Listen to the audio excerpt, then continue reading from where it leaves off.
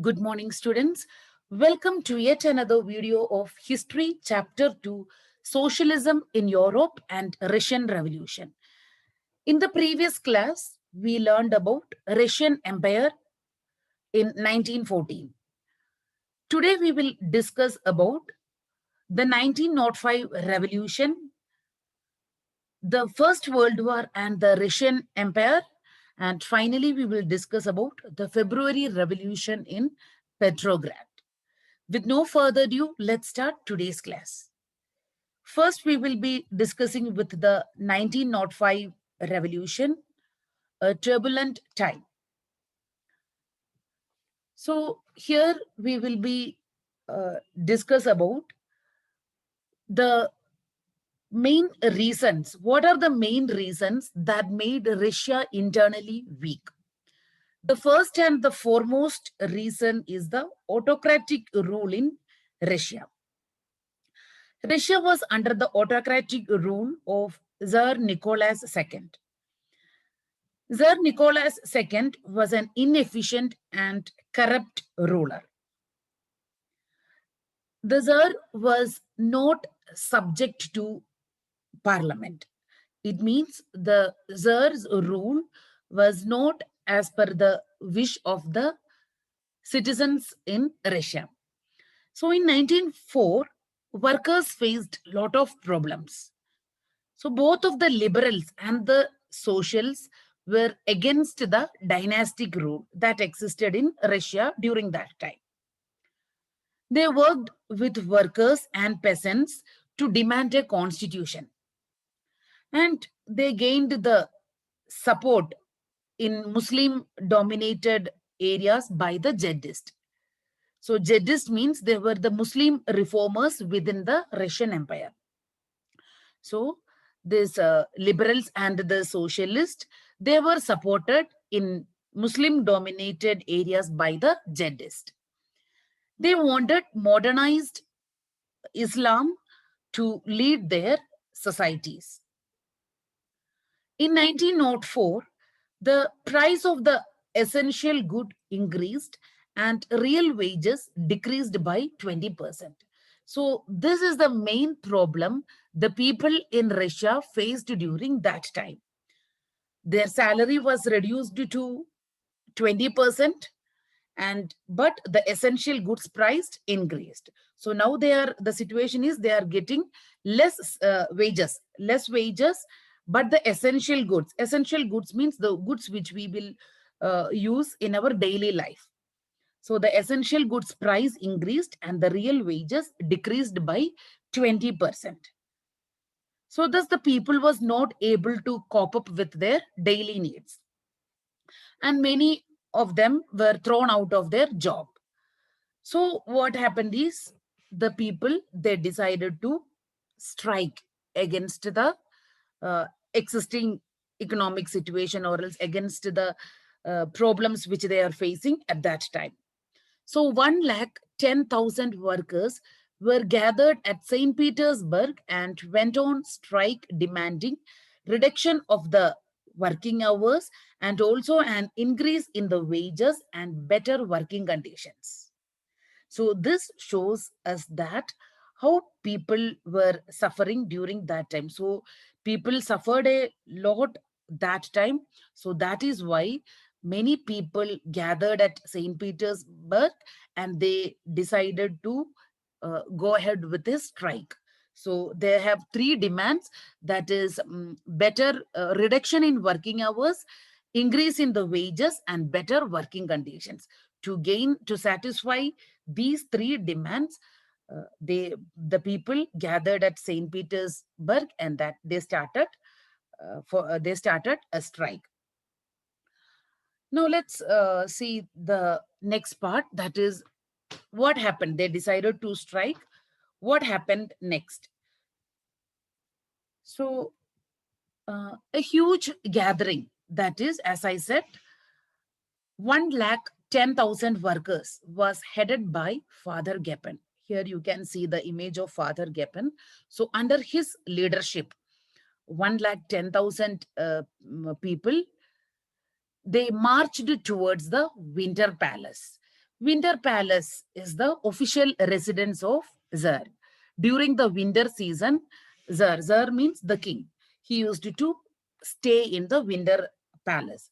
So the huge gathering, that is 110,000 people, all these workers under the leadership of Father Gepon, they marched towards the Winter Palace.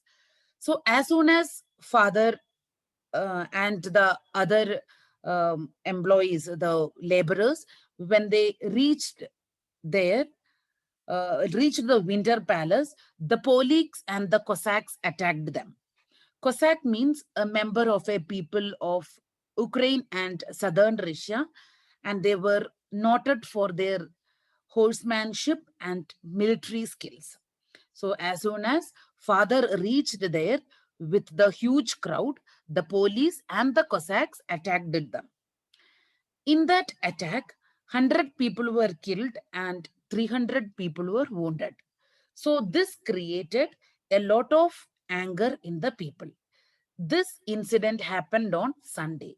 So, that is the reason why historians called this incident as Bloody Sunday. After this incident, a series of changes happened in Russia till the revolution of 1905 brought certain changes in Russia. Here you can see the image related to Bloody Sunday incident. The Bloody Sunday is the starting of series of incidents which resulted in 1905 revolt. As a result of the Bloody Sunday incident, strikes took place all over the country. All the students left their schools and universities and all came onto the streets demanding for a new constituent assembly. Lawyers, doctors, engineers, and other middle class workers cooperated in the strike and demanded a constituent assembly.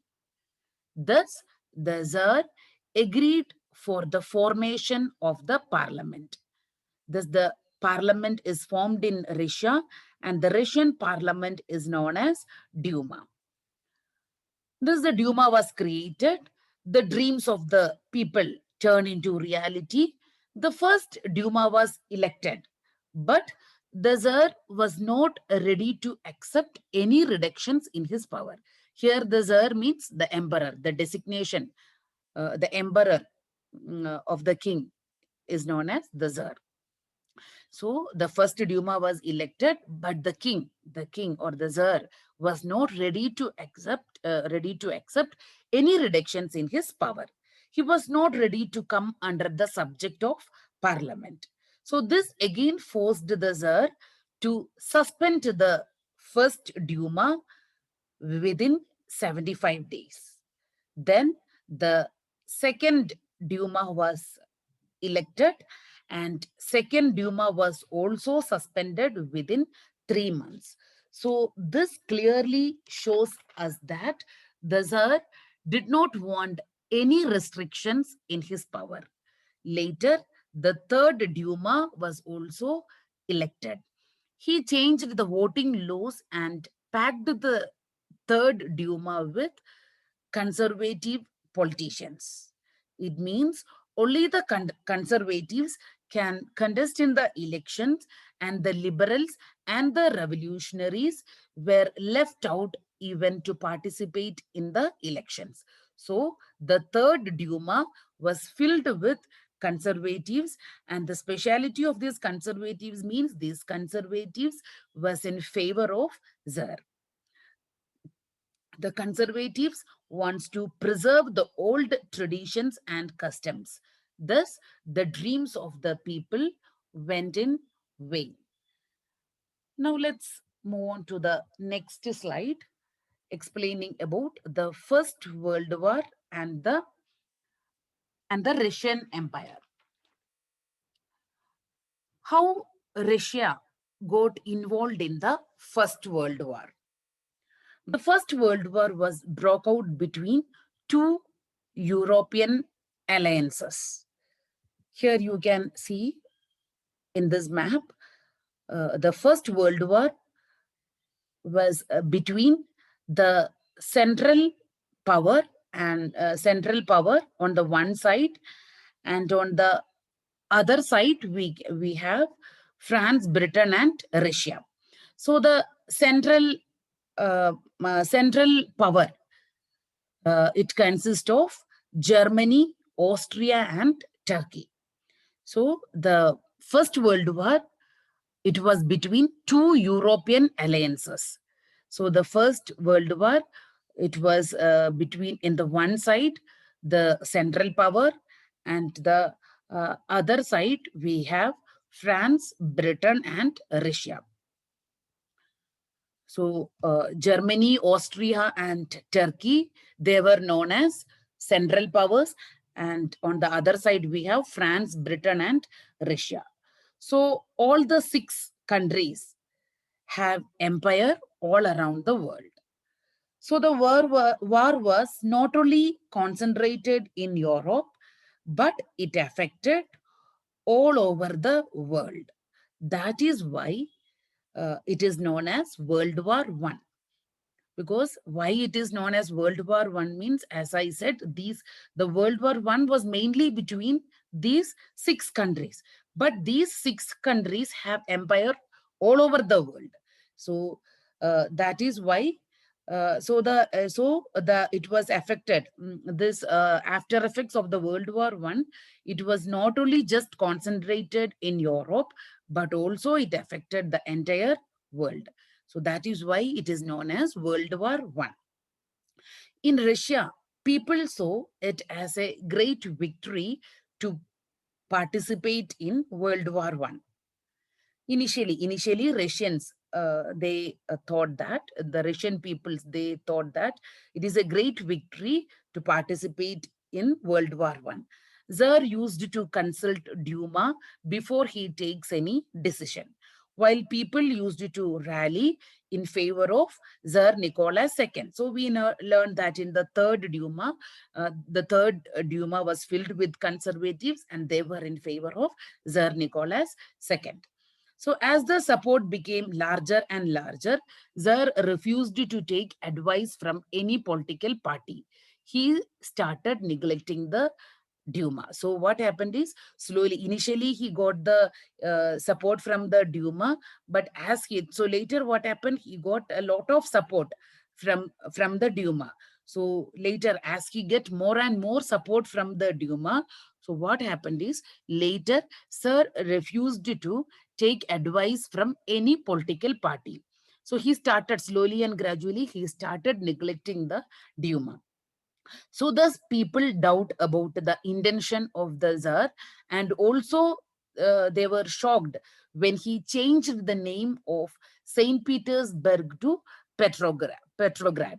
So St. Petersburg was a German origin name. So what happened is, so slowly and gradually, the Tsar, he started like ruling in a way that like he started ruling as per his wish completely.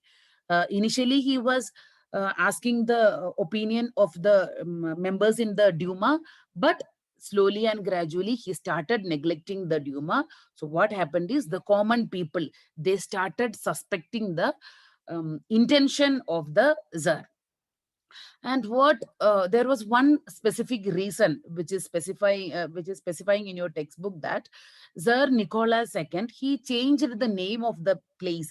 The place name was St. Petersburg. St. Petersburg was one of the prominent industrial city in Russia. So that St. Petersburg, that name he changed to Petrograd. So people suspect that they were having the suspect on the intention of the Duma, intention of the Tsar. People having that doubt on Tsar Nicholas II, why he changed the name Saint Petersburg to Petrograd.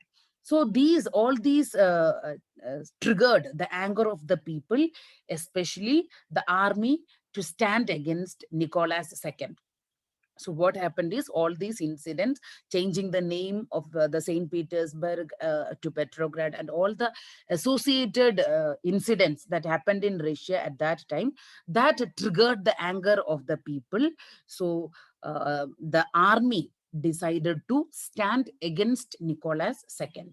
So all the actions of Tsar Nicholas II was guided by the most wild monk called Rasputin.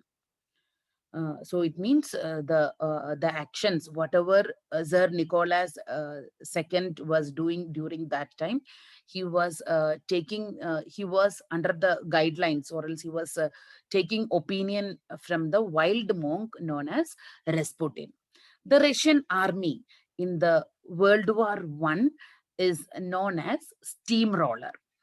The Russia was having a large army which any country can have. So during that time, during the World War One time, Russia was having a very large army comparing to the other countries. So they have a very large army which any country can have.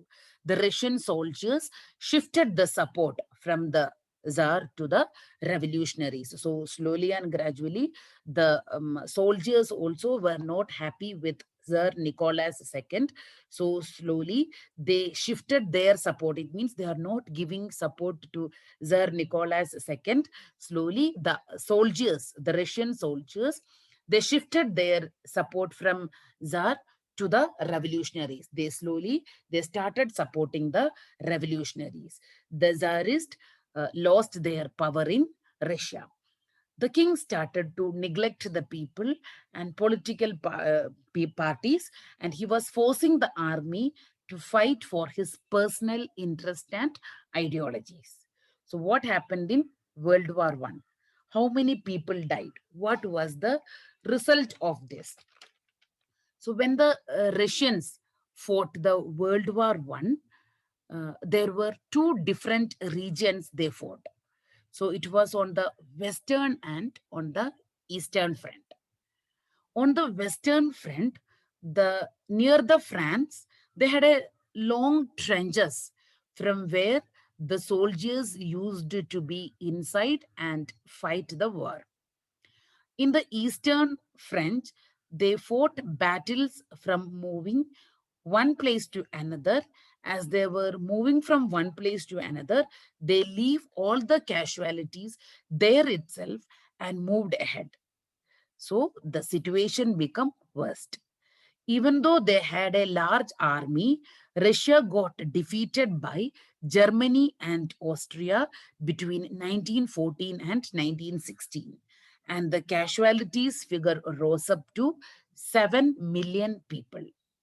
As the time passed by, in order to avoid the enemies to come and to take shelter or enter into the particular region, the Russian army destroyed all the fields and houses which are nearby the border, again resulted in 3 million people as refugees.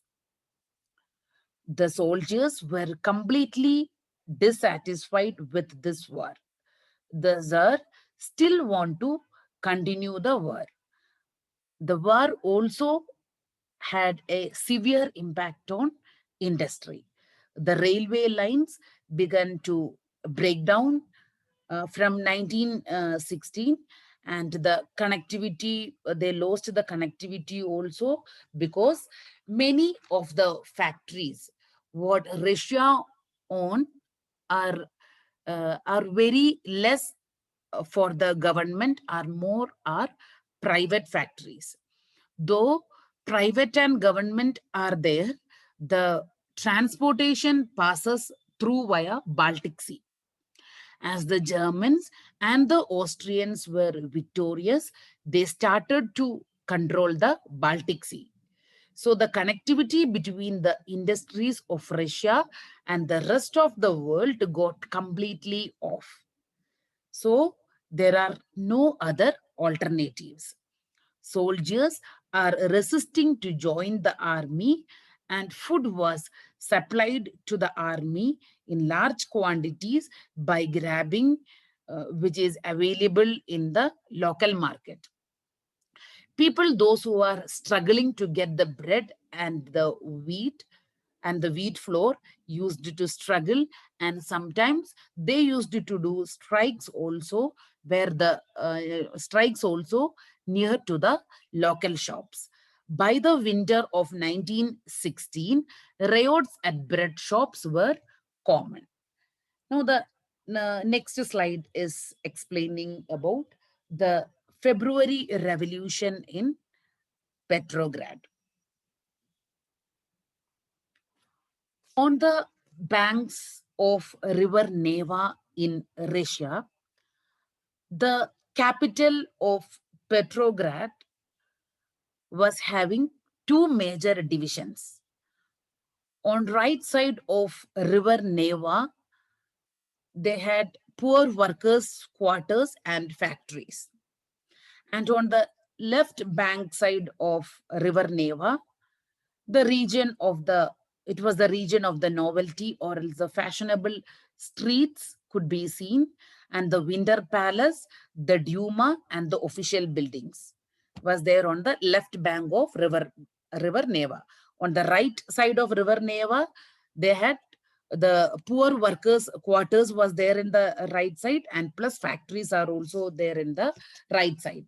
And on the left hand side, I'll repeat once more, on the left side of River Neva, we had the novelty, it was the region of the novelty or else the fashionable streets could be seen, and the Winter Palace was there, the Duma was there, and all the other official buildings was there in the right, on the left side of River Neva. All the official meetings will happen here, and all the parliamentarians stay here. Duma meeting also conducted here. Now let's analyze the reasons for the 1917 revolt. Why this revolt happened? In 1916, winter was extremely horrible because there was exceptional frost and heavy snow that made the people to face a lot of difficulties. So one of the main reason of the 1917 revolt was the extreme climate, the extremely horrible climate in 1916. So that exceptional snow and heavy exceptional frost and heavy snow that made the people to face a lot of difficulties. In February 1917, food shortage were deeply felt because all the food in the local market was given to feed the army, which is important. So they in February 1917, what happened is the people in Russia, they faced food shortage because whatever food which is available in the local market, they used that food to feed the army. So feeding the army is very important, but at the same time, it is also important to feed the local people in the country. So when the times passed by, on 22nd February, the Tsar want to suspend the parliamentarians of Duma. So on February 22nd, 1917, workers announced a strike. In sympathy to this, 50 factories were shut down completely. And in many factories, women led the way to strikes. So this came to be called the International Women's Day. And all the people gathered and marched towards Winter Palace. The Winter Palace, as I said in the previous slide, it is the Tsar's building, or else the place where the Tsar used to live during the winter season. It means the fashionable quarters and official buildings were surrounded by workers. So the king understand that the people are coming for a strike. So the king ordered the cavalry and the police to apply curfew in that region, so that they could not find more number of people there. Curfew, we know that in India also, we sometimes the government will declare curfew. Curfew means what? It is a rule that everyone must stay at home between particular times, usually at night. So that is known as curfew. Mm. So it means many people, you have majority of the time you need to stay in your house itself. You cannot come out, and you cannot form any group outside, and you cannot discuss anything. That kind of situation is known as curfew. So the king ordered the cavalry and the police to apply curfew in that region. So the intention of applying curfew means he don't want many people to gather in one region. So a curfew was announced. Immediately, people started to move away from there. So leaving 23rd, the next day on 24th and 25th, again they came back. So the king uh, ordered for a curfew, or else the cavalry and the police they applied curfew. But so they immediately, the moment the curfew was announced, they all went back. They all moved back from that particular place. They went back to their home, and they stayed in home only for one day. On the very next day, on 24th and 25th, again they came back. So what happened on Sunday? After coming back on 25th, after coming back on 25th Sunday, the king ordered the cavalry and the police to keep an eye on the common people. The king ordered the cavalry and the police to check what they are doing, and if necessary, shoot them. So to make them to get terrified, so again they will not come back to these regions. So the king ordered the cavalry and the police to watch what the common people, what they are doing.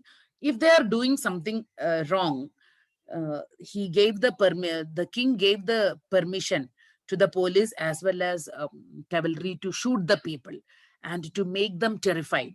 Mm, to make the people terrified, so they will not come back again to this region.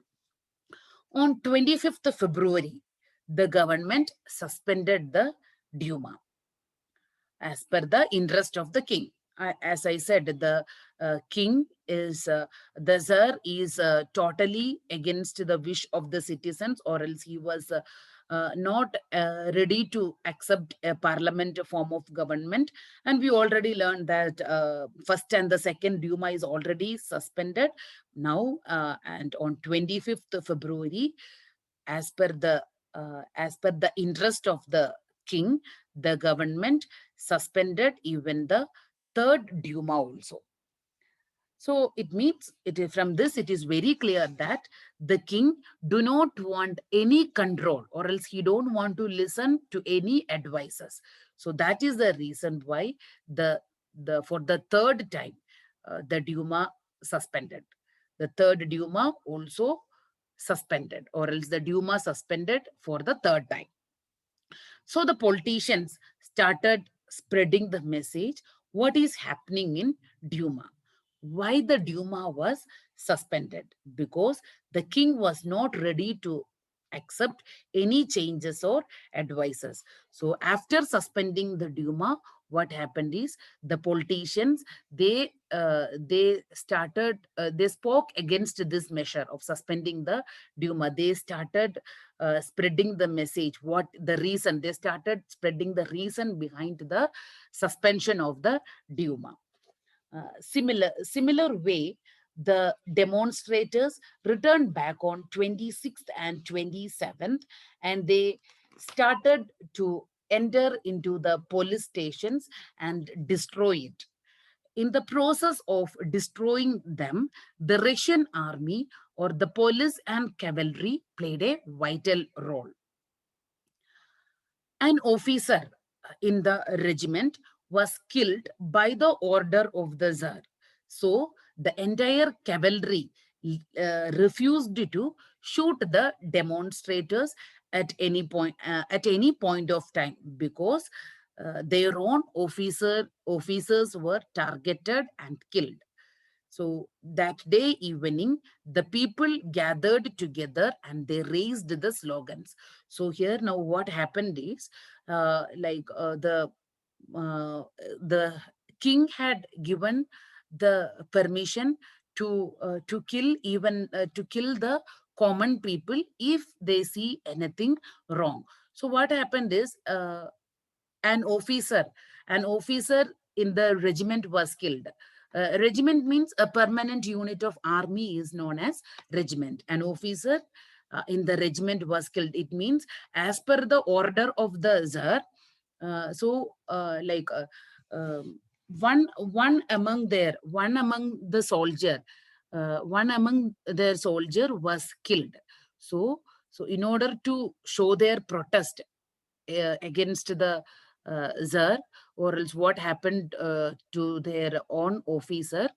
So the entire cavalry, they refused to stop the demonstrators. They didn't shoot the demonstrators at any point of time, because one among their officer was targeted and killed. So they did not obey the king's rule, the Tsar's rule, to shoot the demonstrators. So what happened is, that day evening, the people gathered together and they raised the slogans. So there, in the slogan, the three key words were bread, wages, and a better working hours. So these was their slogan. So in the evening, they all gathered together and they started, they raised the slogans against the atrocities which was happening in Russia at that time. That is wages. They need better wages, better working hours, and they need bread. Means they need sufficient food uh, for for their livelihood. So bread, wages, and better working hours. So these were the slogans. These was the slogans which was raised by the people who gathered over there. So the demonstrators and the in the similar way, they wanted democracy. So the demonstrators and the army, they all gathered in the Duma, where the parliament meetings happened. And that day, even they decided they will go ahead and ask the Tsar to decide, ask the Tsar to resign. So, as per the advice of the army commander, the king resigned on March 2nd. Then people decided that they will have a provisional government where they have elections on the basis of universal adult franchise. That is, every citizen have the right to vote and form the government. Thus, February revolt brought an end to Tsar Nicholas II and started a provisional government in Russia. So at last, after the February Revolution, what happened is, the Tsar resigned. He resigned from, as per the advice of the army commander, the king resigned on March 2nd. So, and later started a provisional government in Russia. Now let's analyze what happened after February Revolution. So, after February Revolution, the king abdicated from the throne and provisional government was set up. So the army officials, the landowners, and the industrialists, they were influential in the provincial government, or else these three groups, they were the key players. I will repeat once more. So after the February Revolution, the king abdicated from the throne Later, the provisional government was set up, and in the provisional government, the key players in the provisional government were the army officials, the landowners, and the industrialists. So these three group, they were the key players in the provisional government. So at that time, in April 1917, Lenin, the leader of the Bolshevik party, returned to Russia from exile. He declared that it was the right time to close the war. So to here, that is World War One. So the first thing what he said is, this is the right time. The World War, we need to put an end to the World War One. So he declared that it was the right time to close the war, to close the World War One. At the same time, he wanted the land should be transferred to the peasants, and the all the banks should be nationalized. So these are the three demands of the Bolshevik leader Vladimir Lenin. So these three demands of Lenin is known as April thesis. Then Lenin declared these three demands in the month of April. That is why it is known as April thesis. He also said that the Bolshevik party will be renamed as Communist Party. According to this, according to the April thesis, he want to bring uniformity in Russia. So his main intention, Lenin's main intention behind the April thesis is to bring uniformity in Russia. That is why he wants to nationalize the bank, and he want to put an end to the World War One, because during that time, Russia was participating in World War One and losing continuously. Russia was participating, but every time Russia was losing in the World War One. That is why he decided to put an end to the World War One, and then he want to redistribute the land to the peasants. So it means he wants to redistribute the land to the landless people, where the poor people does not have an inch of land. So he want to redistribute the land to the landless laborers, or as the landless poor people, and thus the profit should be shared and administered by the Soviet group head or the leaders. So he wanted to implement socialism in the true sense in Russia. So they all wish a change in Russia. So in the next slide, we can analyze what is the change they require. So now let's move on to the next slide, uh, explaining about the revolution of October, the October Revolution 1917. October Revolution was one of the major ideas where Lenin said that Bolshevik party should come into power, and it was a bloodless revolution against Duma. On April 1917, the Bolshevik leader Lenin returned from exile to Russia. In July 1917, demonstrations were held by the Bolsheviks against the provisional government led by Kerensky. On October 16, 1917, Lenin persuaded the Petrograd Soviet and the Bolshevik Party to agree to a socialist seizure of power. The date of the events was kept secret. On 23rd October 1917, a military revolutionary committee under Leon Trotsky organized the seizure. Provisional government under Kerensky resisted. At dawn, loyal military men seized buildings of two Bolsheviks, newspapers, telegraph officers, telephone, and protected Winter Palace. In a in an in a response, the Military Revolutionary Committee ordered its supporters to seize government officers and arrest ministers.